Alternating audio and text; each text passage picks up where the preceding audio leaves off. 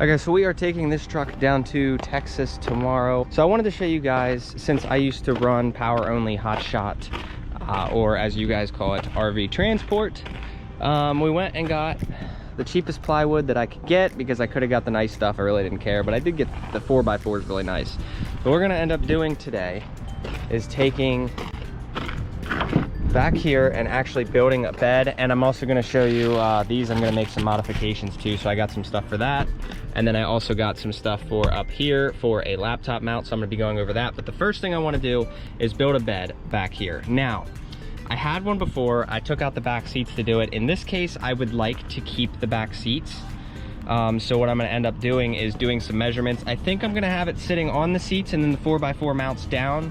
I think that's how I'm gonna do it, because even though it's wider down here and then it gets skinnier up here, I wanna go off of the back where my driver's seat sits. This is currently where I sit comfortably. So I would like to just sit it flat, get some measurements. We'll have to go to the back of this because when I had my bed before, I did not have one of these. So we have a twin memory foam mattress for the back of this thing. I will show you guys later when I get home to put it in. But for now, this is kind of what we're dealing with, and I want to be able to have some storage space underneath and remove it when I don't need it. So this is a 4x8 sheet. I didn't need this much, but that's all you could get, and it was only $20.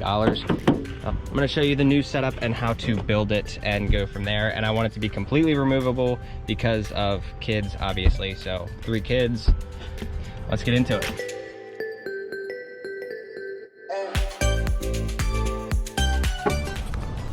All right, so only a little collateral damage. You guys can see just how big this is. It's about 8 feet. Put my foot there. It's plenty of it, so we're not gonna need nearly as much of it, but we're gonna have to fit that back here. So I'm gonna start taking measurements with the tape measure and going from there. Okay, so I rolled the windows down because I wanted to do a measurement from the inside of that door over there to about right here, where is the farthest point. So that came out to about 63 inches.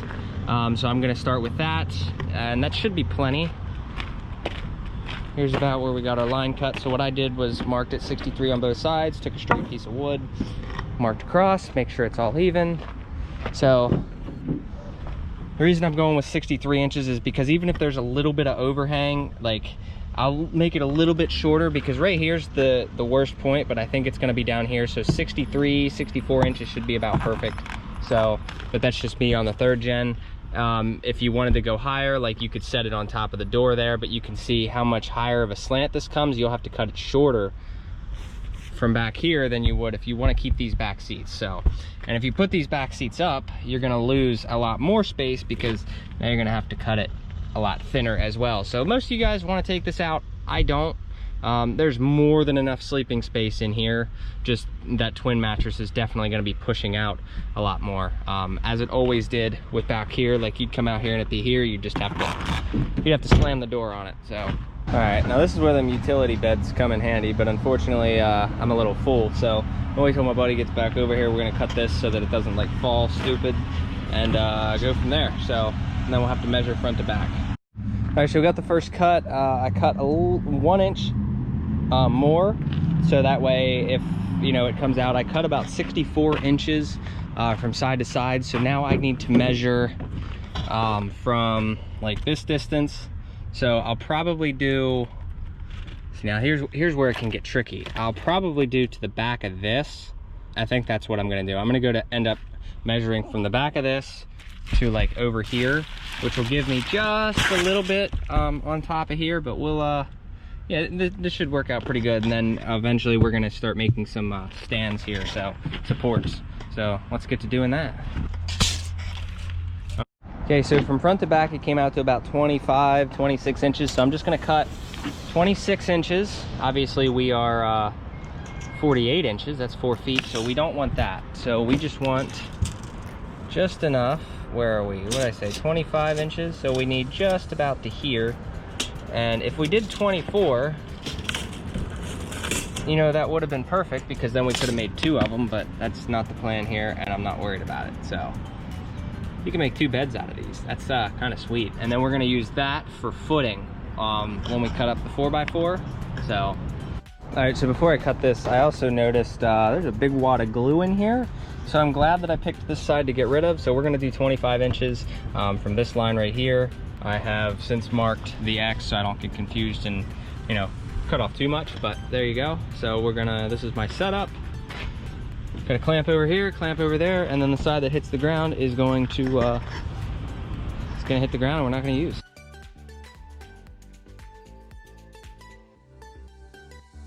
All right, so here's the base. Now we could leave this like this and, you know, might wobble around. So what we're gonna do now, since it's where we kind of want it, because remember the bed's gonna sit like way up here. So, because it's like 8 inches deep. So what we're gonna do, we're gonna measure from here to the ground, and then same with the other side, and then boom, we have storage underneath. And yeah, so it's removable if we need it.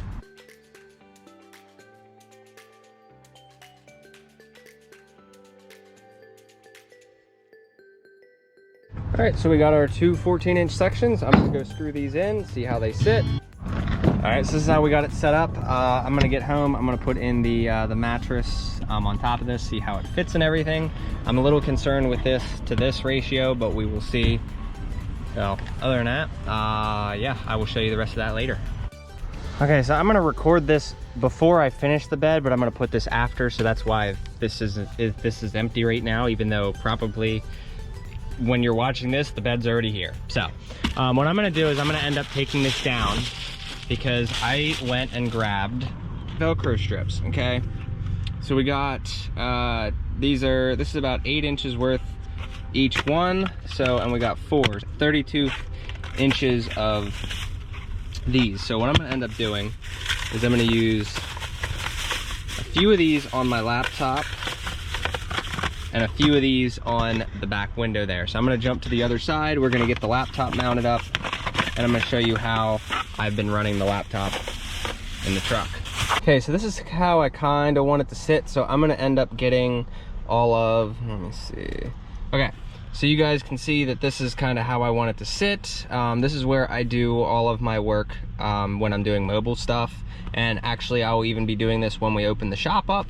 So, but aside, this is where I want it to mount. So I'm going to set it down here. And I do want to urge people, don't be doing this while you drive. All right, there you guys can see, laptop is mounted. Maybe you try to put something underneath it to make it more secure. Maybe I will, maybe I won't. So there you go. Like it moves a little bit, but just got to be careful when you pull it off not to stretch this material, which you probably will, but hey, it is what it is. So there you go, laptop mounted, boom. Okay, so for the rest of them, you're not gonna need anything crazy. These long strips are way overkill for what we're doing. What I'm gonna end up doing is cutting each one of these in half down the side a little bit. So I might actually just cut these in half and then seeing how small they are and then maybe cut them again, I don't know. All right, so we got this Velcroed in. I wanna seal this hole up a little bit more, so I'm gonna get some tape at some point. Actually, I think I have some. I'm gonna go check over in the toolbox. Oh yeah, there we go. Now we aren't gonna have any problems. Everything's Velcroed. You can barely see it on the back. You know, there's a piece there, but for this part, that's nice. Now it ain't going anywhere. I don't got to worry about driving down the road and this thing blows off because it's happened before when I have the windows down. So yeah, and then I can completely take it off when I want. I'm gonna make this permanent. When I pull this whole thing back off, I'll probably put some tape on the inside here so that it's like double-sided so that it's not sticking to the arm back here, but for now it's fine. Oh, there you go. Backup camera works minty. Alright, it's a little flimsy, but like, I don't know, I feel like if I make a support, you know, coming over to the center console or something, it should sort itself out. So this shouldn't be too bad, but I was just tired of not having a place for it. Okay guys, so unfortunately, with the mattress that I'm using, I'll probably have to cut it down to get it to work. If you guys go check out my Instagram, I actually put some pictures of my old setup without the seats, and this mattress fits perfectly fine. It's a twin mattress. It sticks out a little bit on the ends, but if you slam the door on it, it is what it is. So it's not a big deal. So without keeping the seats in, you basically can do this with the same steps that I took, but just take the back seats out, which isn't a big deal. Every vehicle is different. Take the back seats out. This will fit perfectly fine, or you can cut this mattress down. I'm a little... nervy on doing that. I don't know if I'm gonna end up doing that. I might not. So I'll have to tell you guys in a future video. But this is basically how you do it. This is how you create a sleeper setup. You saw that I took the plywood, cut that, some of the 4x4 posts and everything. So you can add a couple more pieces to it to make it, you know, a little bit stronger, whatnot. But I just absolutely refuse to pull my back seats out because I'm not doing this enough. So now I need to go over how much all of this costed. So I threw the receipt away, but I was able to get a 4x8 sheet for $20. It's just the crap wood, the particle board. You can go get a nice piece for that. It's about $60. Is it really necessary? You know, in my opinion, no. You're not really laying on the board, so it really doesn't matter. But it does come apart, and it will give you splinters here and there. I've actually already got one right in my thumb area, right here. So it is what it is, but $20. I saved $40 on that, and then I think it was like $12 or $13 for the 4x4 plank. It was like 8 feet long, so there's 12. So on top of that, there's $32 if you went the cheap route. There's $72 if you went the expensive route. And then as for the mattress, I got this mattress for about $150. So you're into this a total, I mean, you'll be under $300. So if you take 72 plus 150, and that's only, you can get a deeper mattress, so you'll be in between the $200, $300 range. So 72 plus 150, there is 22, or if you went the cheap route, which would have been like $182 is what that would have come out with. So prices will vary, but like I said, you'll be in it in between $180 and $300 depending on which route you go. So, and then blankets, pillows, all that. I don't really have to tell you all that, but that's how much it cost me. It was super cheap. It works for me, and for less than $300, you can build this however you want. If you want it higher, you want it lower, you want the back seats in, out, what type of mattress you want, you can get a cheap mattress. So yeah, I'm gonna fix this. Yeah, but this is how I'm gonna end the video. I will do something about this on the way down, but as for now, I am out of time. So hope you guys enjoyed. I will see you in the next video. Take care, guys. Have a good one.